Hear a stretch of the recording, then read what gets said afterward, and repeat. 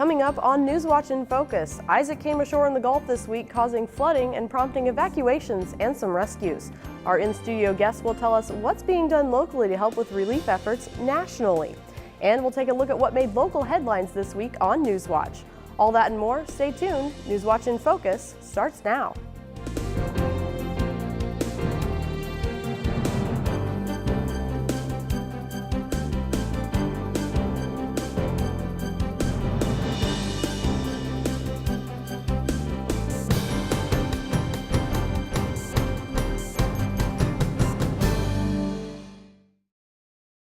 Welcome and thanks for joining us for Newswatch in Focus. I'm your host, Kate Pleasant.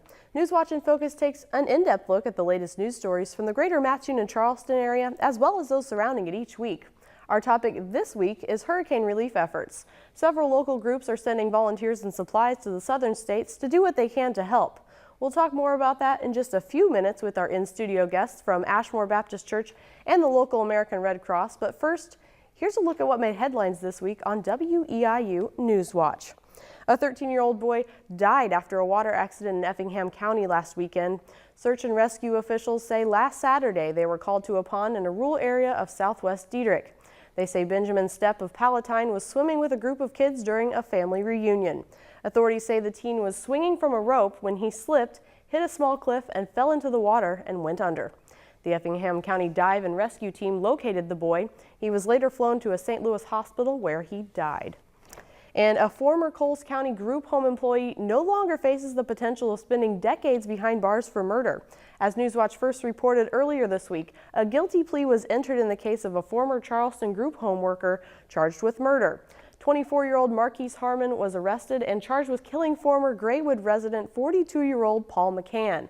But in court earlier this week, Harmon agreed to a plea deal that would not only drop a charge of murder against him, but it could send him to prison for only 4 years.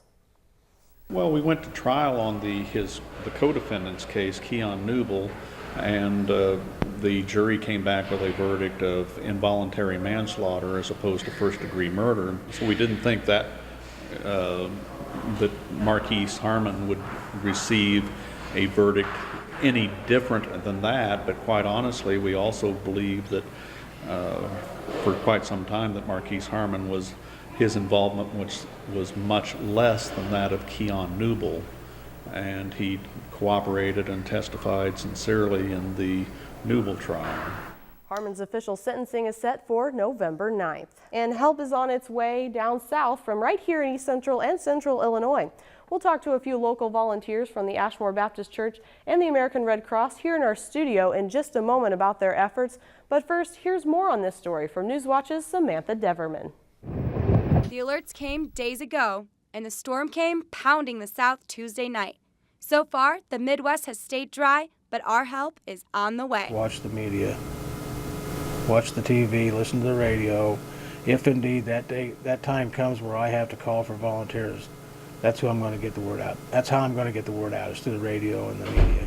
Just stay informed, watch the news, know what's going on. We have 2,400 Red Cross disaster relief workers on the ground in this area that's been affected by Hurricane Isaac so far, ready to respond and be ready. We're ready for the ever-changing needs that this storm is bringing. But it's also important to be ready at home here locally with what's coming. Hurricane Isaac has been hammering communities in the south. And here in Coles County, we're left wondering what we can do to help. There are two ways to give. The gift of time, which is volunteering, and we can get them connected with either our organization or other organizations that would help them plug in, or by giving monetary or material donations.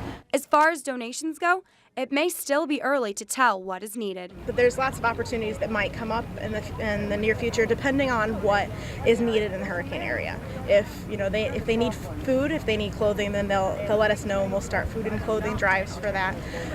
Donations are always welcome to be able to help with the hurricane relief as well. The immediate aftermath of a disaster is not typically the best time to be sending material donations to an affected area. Families might have just lost everything. And yes, they're going to need those items, clothing, beds, furniture, but they don't need them in the first 36 hours or the first week afterwards because they don't, quite frankly, have a place to put them. In Coles County, I'm Samantha Deverman for WEIU Newswatch. Wonder where we get our story inspirations from? Make sure to tune in to Newswatch every weeknight at 5:30 right here on WEIU to find out. Newswatch in Focus takes a local story from the week that was featured on Newswatch and goes more in depth. For more local news, weather, and sports, tune in to Newswatch every weeknight at 5:30.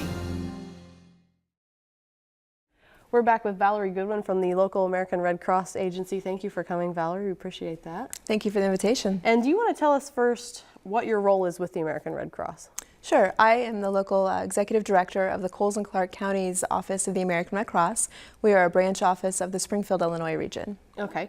And when a disaster like hurricanes like we're seeing now in the Gulf happen, what is the American Red Cross's initial response? How does it work? Okay. What we do as an organization, we are always watching the National Hurricane Center's website, forecasting tools such as the Storm Prediction Center, which is based in Norman, Oklahoma. We watch those websites and their information 365 days a year. So we know in advance when these weather-related disasters are possible. So the American Red Cross as an organization stages and plans ahead of time to get ahead of the storm so that we're there on the ground in safe locations to meet the needs of the communities affected. For example, when it looked like Hurricane Isaac was moving slightly more towards the Tampa area, we had already pre-positioned and staged in Florida, and then we were able to quickly relocate and move to meet the needs of the Gulf Coast. Okay. So what does that mean for us locally? You know, like your office, obviously we are not going to be majorly affected like some of the people right down there in the Gulf. So what do we do locally for those people that are directly affected? For the people directly affected in the Gulf area by Hurricane Isaac, one of the things people here locally can do ahead of time is get trained to help. Trained volunteers, whether it is the American Red Cross or other organizations like the Southern Baptist or Catholic Charities, Salvation Army, other organizations that exist here locally have ways to plug in, but it's important that you're trained ahead of time so that you're able to go and deploy when needed. Okay, so our local American Red Cross organization does gather and send volunteers to the Gulf. Yes, we do. And then also we assist local community members that are interested in doing fundraisers or anything else to support the needs of the affected communities. Okay, so what does it look like when we mobilize a local effort? How does that work for you? What are the logistics there? If basically the national organization has central positions that focus specifically on what the disaster needs are across the country. Right now, we're not only deploying disaster volunteers to the affected Gulf states, we've also got volunteers going to the wildfires in the West and a few other national level disasters across the United States. So there's someone always watching that at our Disaster Operations Center in Washington, D.C. They work with the local chapters that are affected at the regional level. The regional level communicates up and lets our national headquarters know exactly what positions are needed. It's not that we send out volunteers just to go help where needed. That training that I mentioned earlier focuses our volunteers where their passions are. So we have some volunteers that are going to help with logistical leadership, some going to help on our emergency response vehicles, some going to help in fundraising, communications, feeding, mass care sheltering, whatever their interests and passions are. They plug into that specific position that's needed on the ground. Okay, so is there a local effort mobilized right now? We do not have anybody that was available to deploy out of the Mattoon-Charleston area. I know a Sullivan resident has deployed. I know other folks from the Decatur regional office area has deployed, as well as the Springfield area, and then other volunteers from around the Midwest have gone as well. Okay, so there is, you know, kind of a general effort around here going to help. Right. It's important that volunteers need a window of 10 days to 2 weeks, possibly even 3 weeks on one of these deployments. And so you have to be in a place where you can leave from a professional and family standpoint to be able to deploy. Okay.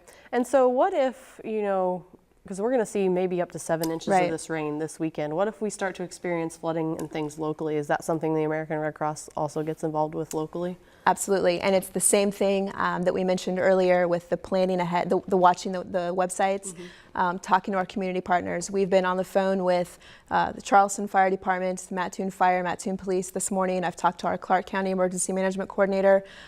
We've talked, we've communicated what the plans, what the expected worst case scenario needs will look like in our communities, and we've got our volunteers on ready alert just in case we're needed this weekend. Okay, so what kinds of things are you planning for when you foresee? I mean, what is the worst case scenario?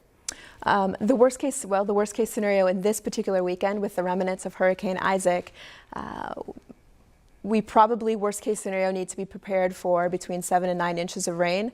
I don't know if that's actually what we'll see in this area. The weather forecast, the forecasting models seem to be still in a little bit of difference, but the area needs to be prepared to see anywhere between probably 3 and 7 inches of rain over late Friday night, Saturday morning into Tuesday morning time frame. Okay, so what would you advise people to do to prepare for this?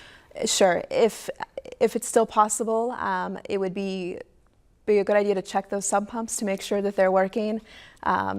Pull anything you can away from the foundations of your houses. Don't have anything sitting next to your house or your dwelling that would promote water from sitting there. You want to create a situation where water can drain away as quickly as possible. So make sure those gutters are open and clean and working properly and set up structurally properly.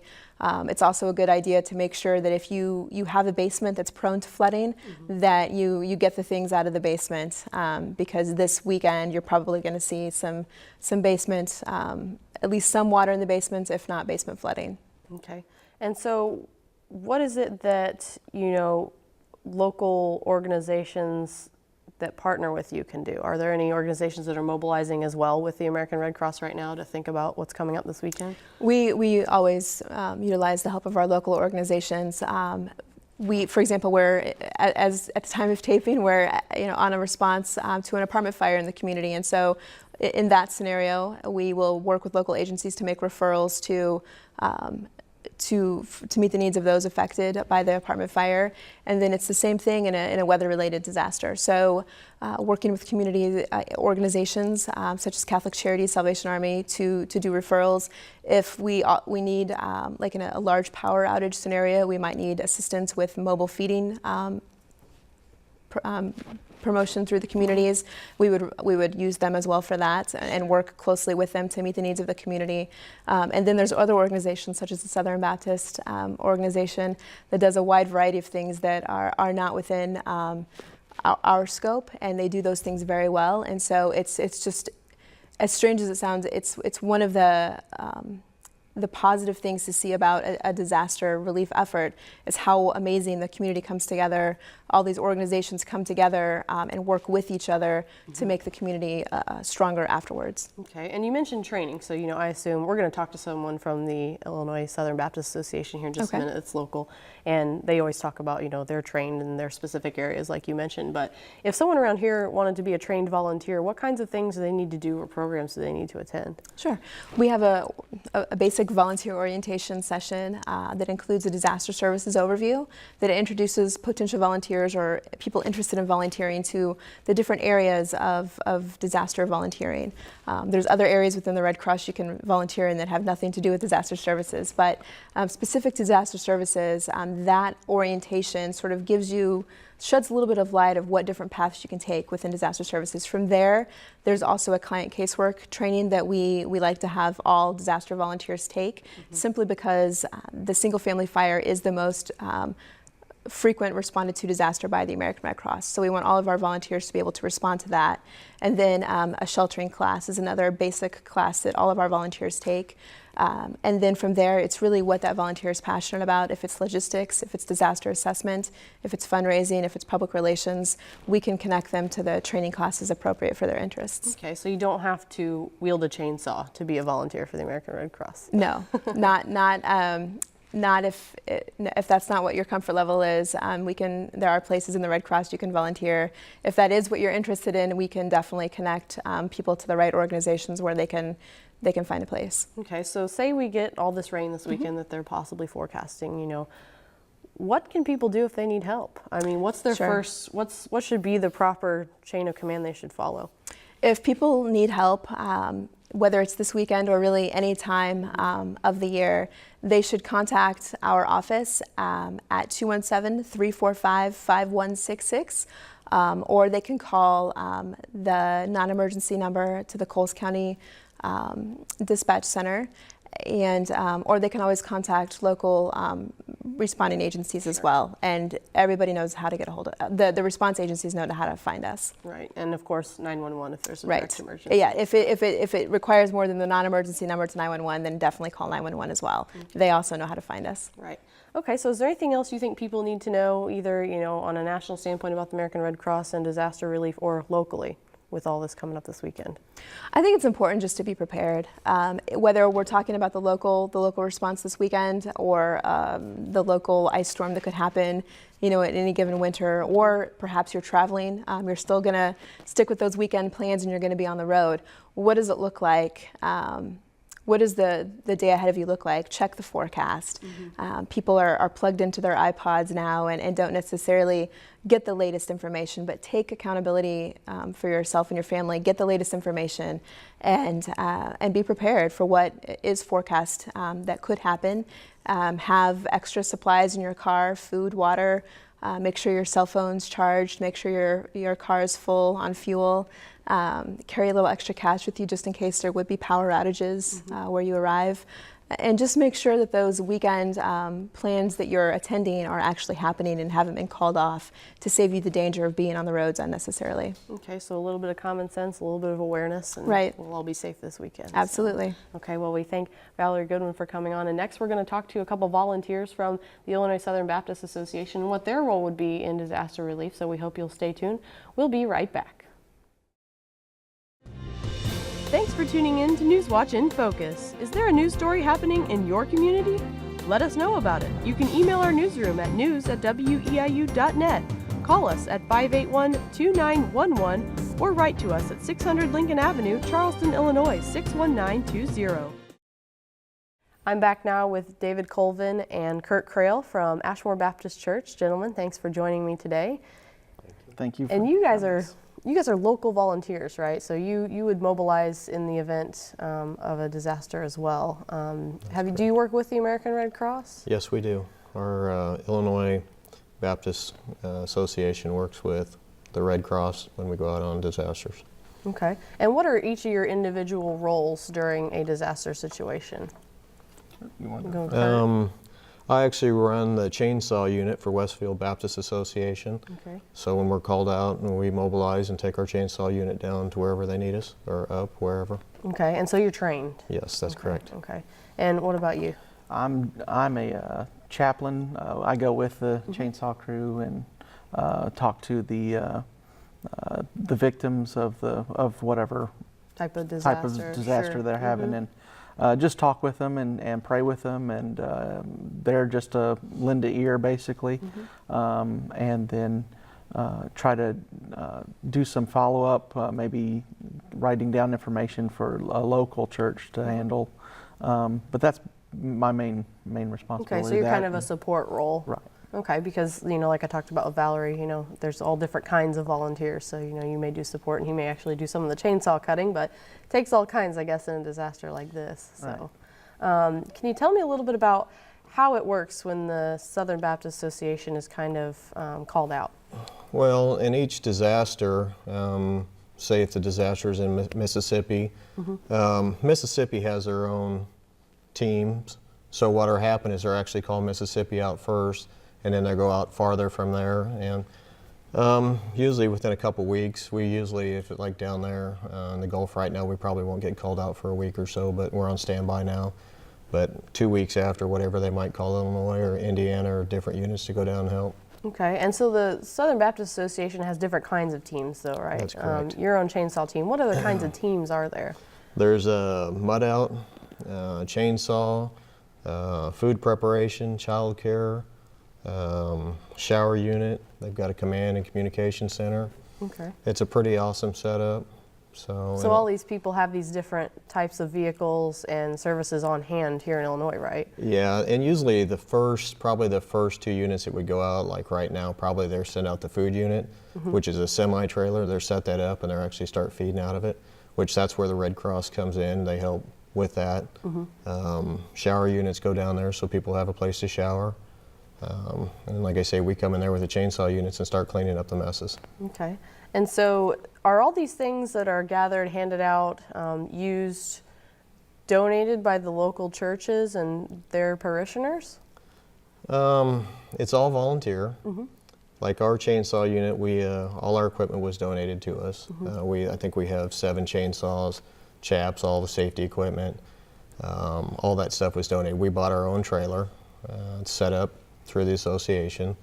I know Sullivan has 2 trailers. They have a mud out trailer and a chainsaw trailer. So each association has their own deal, but we've set ours up, and actually, majority of people donate the stuff that's in it. Okay.